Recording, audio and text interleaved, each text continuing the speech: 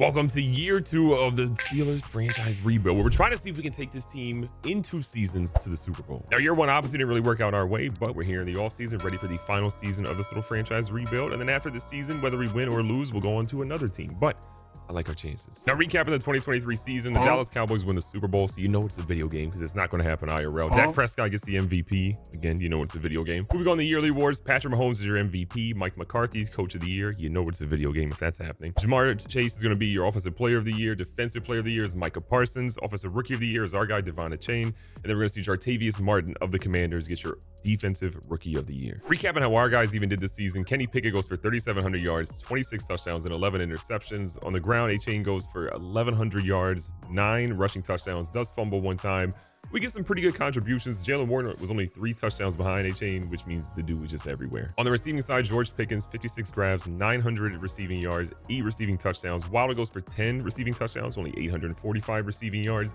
We spread the ball around a lot. I'm surprised that Rondale Moore had as many receiving yards as he did, but I kind of wish we were able to do a little bit something more because not having a 1,000-yard receiver is crazy in my opinion. And then in the defense side, Cole Holcomb and his mullet were everywhere. 131 tackles for him. Desmond King had 113. KZ had 105. I mean, we had some dudes out there just getting tackle after tackle, but our defense was on the field quite a bit.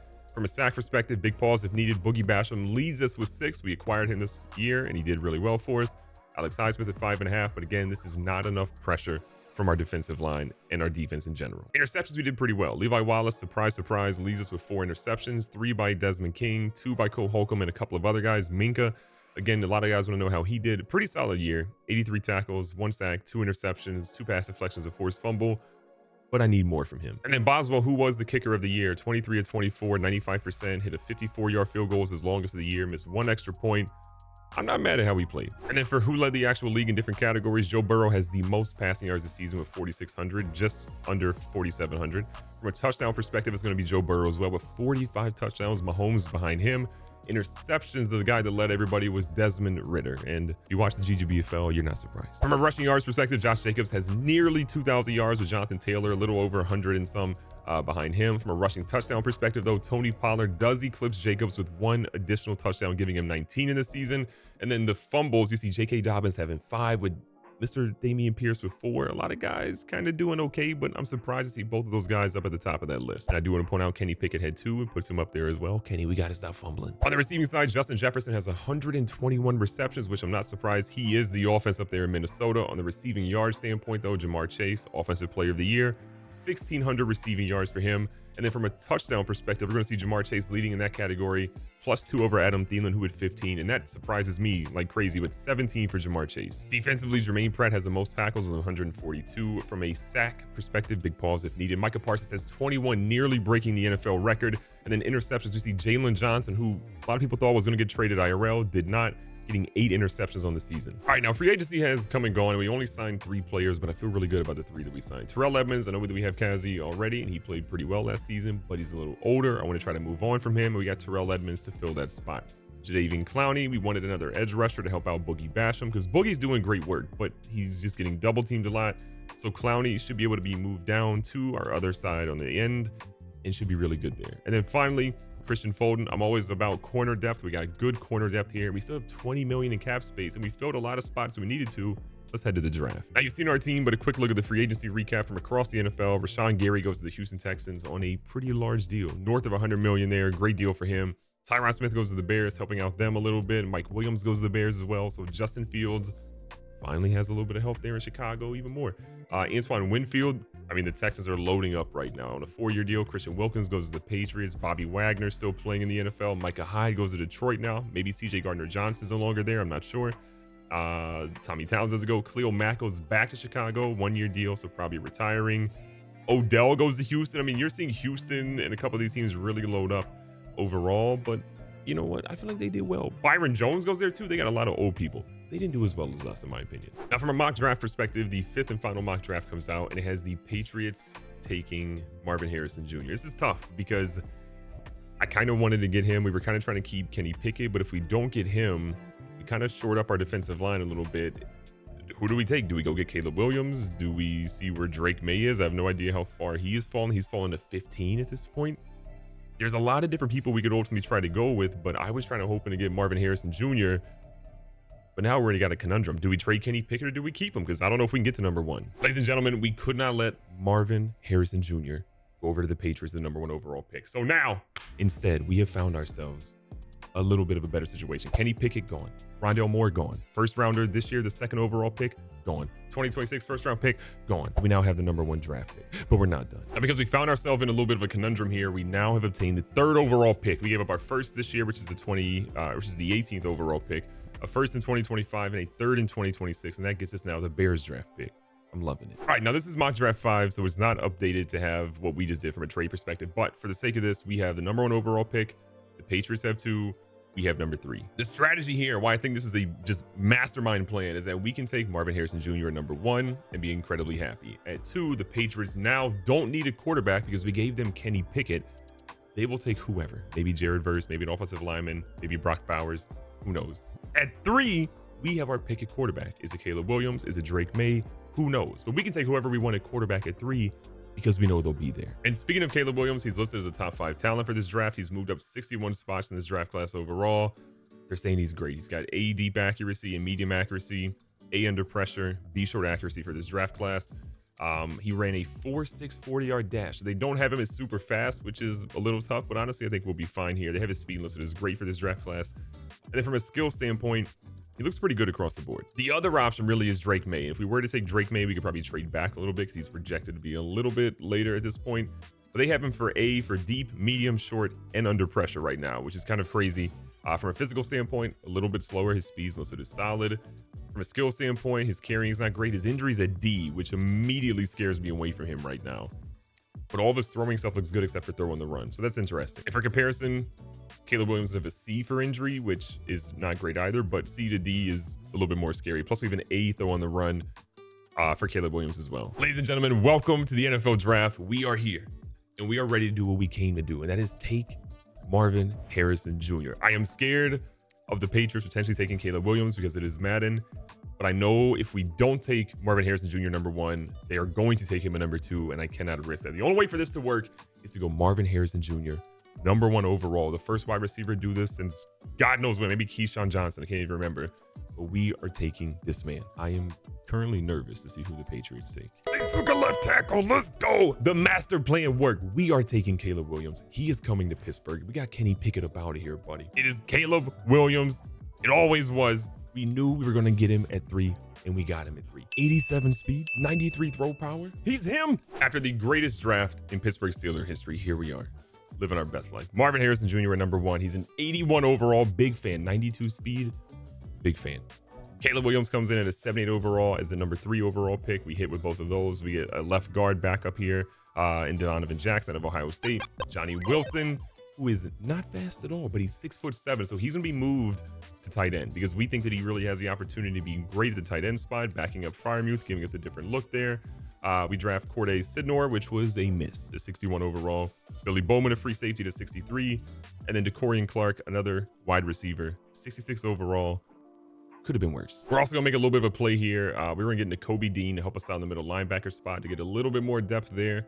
I like Landon Roberts, but I like Nakobe Dean a whole lot more. So we're not going to get rid of Inslide. Mr. Darrington Evans, we're going to keep him. We are going to give up a 2027 4th and a 2025 7th rounder because I feel pretty good about what we would get value-wise for there in comparison to Nakobe Dean. This is a win-win for us. With the offseason out of the way, I feel really good, but let's talk about the season goal that we're looking to set here. I am looking to win the Super Bowl, buddy. That is the only goal we have. We have retold this roster from across the board. We have one of the most explosive offenses in the entire league. Feeling great. Coming out of the preseason as well, Marvin Harrison Jr. has a nice little upgrade that we're doing here. We're going to jump right in the regular season, but he's looking like he's going to be just fine. He's going to be playing in the slot a little bit for us. We're going to go ahead and increase that, which might get us a little bit of a speed increase here if we're lucky. We don't get that, but we get +1 to awareness, catching traffic, catching deep route, juke move, and +2 to break tackle and medium route. I'm here for that. And if you want to see what his stats ultimately are, 92 speed, 91 excel, 81 catching, 87 catching traffic. His short, medium routes are great. His deep route, not so great, but 99 spectacular catch means. We're throwing up a lot of 50-50 balls this man's way. Also getting an upgrade after this preseason is going to be Caleb Williams, who is our franchise quarterback. In his rookie season, we're trying to task him to win a Super Bowl. Not an easy task. And while we technically have Scrambler for his scheme fit, I'm going to actually go ahead and do Field General because that's going to have a higher chance of increasing medium, short, and deep accuracy. So we're going to try to get that. We only get throw accuracy deep and short, but still that'll help us out a little bit. And for his ratings, 93 throw power, 87 deep accuracy, 81 medium, 80 short. I feel like this is in a pretty good spot. 92 throw on the run and 80 play action plus 87 throw under pressure is massive for us. Combined with that speed, he's going to be the perfect quarterback for our team. And then the other big upgrade for us here is going to be Johnny Wilson, who is, again, playing tight end. We talked about it in the offseason. He's going to be getting that. He's going to get a vertical threat increase here, which should help him out a ton. He gets +4 to his awareness, +1 catching traffic, jumping, and +2 run block power. His run blocking obviously hadn't been super great, but now it's a 72 overall, which puts him kind of in line with a lot of our guys.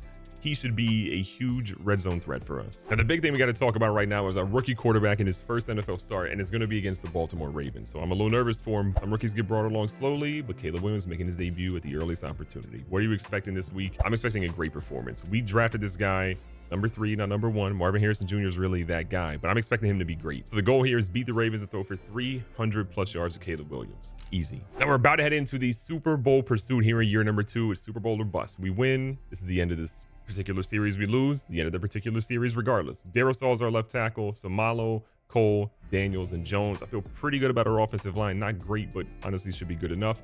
Freiermuth is our starting tight end, with Johnny Wilson getting plenty of opportunities there at the backup tight end.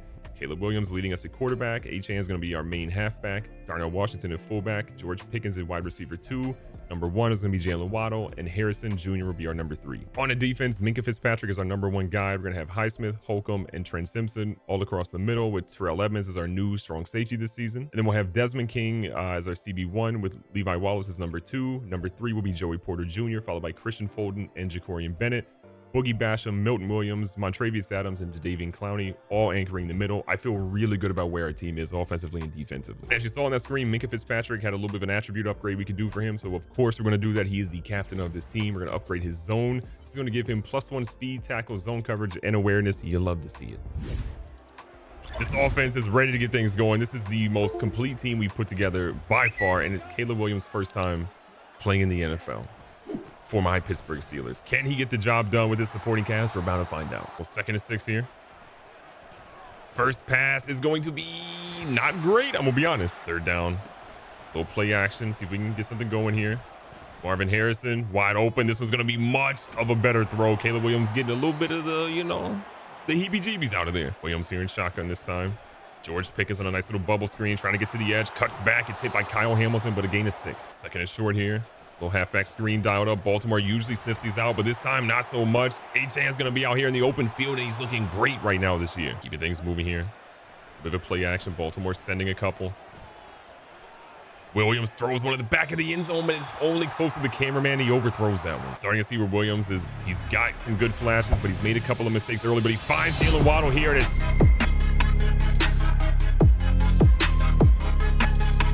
not going to be a mistake. It's the first touchdown of his young career. Last game he played last year was against Baltimore. We ended up beating them pretty handily, but because of that, we still didn't get in the postseason. They had an earlier game against us early in the season that was more tough, and we have got to do a better job to get into the postseason this year. J.K. Dobbins in the backfield with Lamar. We're absolutely sending some heat on this one. Can Lamar, this offensive line, hold up to it? Holcomb gets to him. He throws it errantly at the end to make it incomplete. Big 3rd and 9 here. They got a beautiful pass to Rashad Bateman, who is healthy as the start of the season. He gets a huge first down. Baltimore keeping it moving this time. A little handoff here to J.K. Dobbins. Highsmith brings him down after 3. Baltimore hits midfield now. Lamar in this offense, no, they have to get points on the board. Our offense was dangerous last year. It's even crazier this year. If you don't get a stop, you are in trouble. And look at Clowney. What a play. Our defense was great last year, but we had a couple of issues where we were just getting too many points put on us. This season, though, I feel like we really have the best team that we put together all around, offensively and defensively. Baltimore again, right back at it. A pass across the middle, this time to Zay Flowers for back-to-back plays, and Minkah brings him down, but Baltimore is cruising inside the red zone now. Levi Wallace on an island, trying to cover the lone receiver to the left-hand side. Mar goes to the play action, and it's Mark Andrews, an absolute dot to him, and nobody was even close. 3 seconds left here in the first. Caleb Williams doesn't see the blitz. They go right up the middle, and it's Patrick Queen with his first sack of the year. So Boswell didn't miss a single field goal. Actually, he missed 1 field goal last season. He's going to line up for 1 here. This one should be good, has the distance. It's right down the middle, and Pittsburgh opens up to a 10-0 lead. When you play in a division with Lamar Jackson, you have got to make sure you got guys that can get to the ball and that can be fast enough to get out there when he tries to hold one and take it to the edge, and we did just that. Lamar trying to scramble here, gets hit hard by Clowney. That's going to be incomplete. Could have been a sack, but it's 4th and goal now for Baltimore. So both teams had great drives that ultimately are going to end up in a field goal attempt here. Baltimore trying to tie the game up with the GOAT kicker, Justin Tucker. That one is up. That one is good. Perfectly down the middle. We got a tie ball game. This is definitely a Ravens-Steelers game if I've ever seen one right now. We are tied at 10. 5 minutes left here in the first. We're trying to do what we can. Achane gets a solid game, but again, they are ready for him. Second down, 6 yards to go. Caleb Williams comes out here with a little bit of a bootleg. Throws one on the run. It's dangerous. It is nearly intercepted and caught by our guy at the same time. Big third down here. Can we get a conversion? Baltimore has been dominating this game so far in the last little bit. And Pat Freiermuth went up and got one. You doubt? I mean, you go ahead and get somebody that's going to be a competitor for him, and he just shows up and makes a play. I get that Pat might be a little bit nervous that we went and drafted a young guy that is now playing in his position, but what a play. He's our starter. He will remain our starter. Johnny Wilson will get obviously some opportunities, but that was just a crazy one. Williams feels the pressure, throws a beautiful ball to Marvin Harrison, who has his second drop of the game. What is going on with Marvin? Of all the players I was worried about today, Marvin Harrison Jr. was not one of them. But maybe it's the pressure of living up to his dad's shadow. Maybe it's the pressure of being the #1 overall pick as a wide receiver, which doesn't really happen that often. But right now, the young fellas had some big mistakes that are hurting this team. Driving down the field still, we've been really good. Marvin Harrison Jr. with an opportunity to run a beautiful route. He holds on to that one. Thankfully, Marvin Harrison Jr. in the end zone. Now, Baltimore got the ball to start the second half, but they weren't able to get anything major, so they've given the ball right back to us. And here in Pittsburgh, we're trying to get another set of points on the board. And look at Darnell Washington, first grab of the season. This offense really has just felt balanced this entire season. We've had a couple of hiccups early on, especially with our guys, but for right now, I'm really happy with the performance. And Caleb Williams has been fantastic today. And as a rookie quarterback to come in and have to play against Baltimore, the Ravens in your first test, it's just not an easy task. And look at Caleb out here in the open field. Out here in the open field. Young fella, get down because we're going to fumble. That's not your fault. We try to slide. Baltimore loads the box. We should have enough guys in there to make something happen. Achane looking for something. Tries to get a block to the edge. Can't quite get it from Waddle. We don't want to risk the block in the back, but it's a huge gain nonetheless. I guess it's another 1st and 10. Waiting for his guy. He sees him. He throws him open, and Marvin Harrison Jr. might be retired like his dad after that hit. Williams looked great in the previous run. We're going to go right back here to the read option again. He's got plenty of daylight in front of him. He's going to lower his shoulder. He fumbles, and ladies and gentlemen, Christian Darrisaw, the first touchdown of his career, and probably the last. Pick it up here, 2nd and 2 in the third quarter for Baltimore.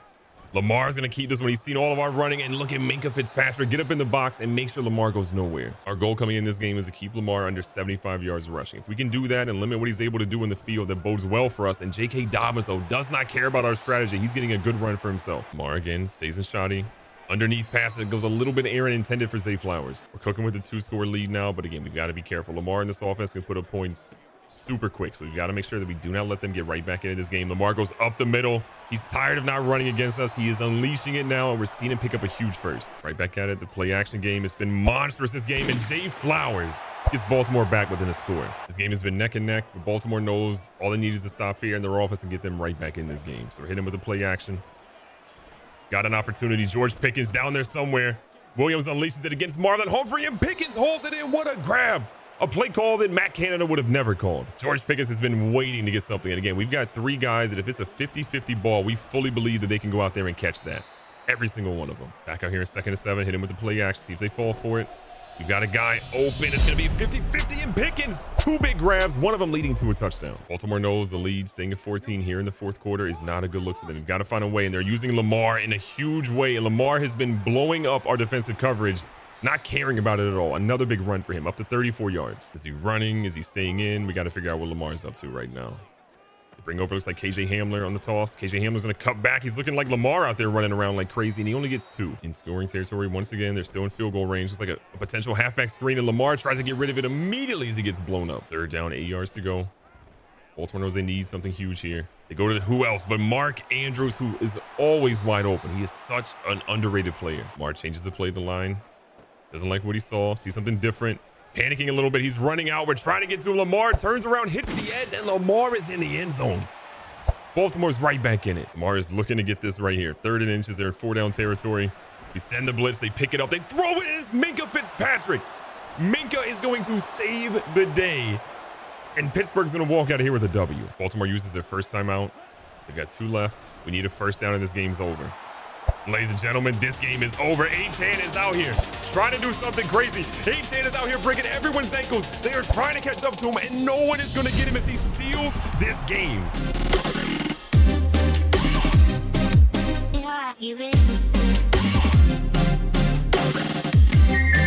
Pittsburgh Pittsburgh gets the W. It was a tough one. We battled and we found resiliency. The defense, a little bit of bending, didn't ultimately break, but Caleb Williams was electric. We just hope that he's back next week, because if not, this is a different team.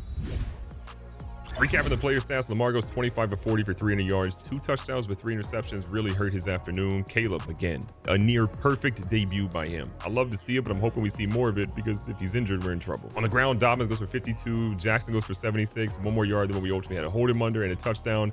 Achane goes for a pretty mediocre game until that end, where he goes 80 yards to the house for a touchdown that really sealed this game. In the air, Mark Andrews was who we thought he was, an unstoppable force. 9 for 102 and a touchdown. They tried to get him his 10th reception and his 2nd touchdown, but Minkah Fitzpatrick had other plans.